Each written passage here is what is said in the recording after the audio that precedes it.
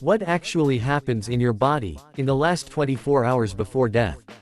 This isn't something people usually talk about, but your body starts changing in ways that are both fascinating and terrifying. From slowing organs to shutting down senses, every second counts. And by the end of this video, you'll understand exactly how life slowly fades away.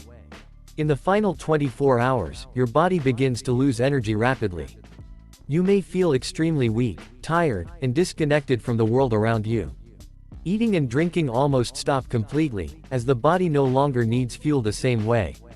It's as if your system is quietly preparing to shut down. As time passes, the brain starts to behave differently.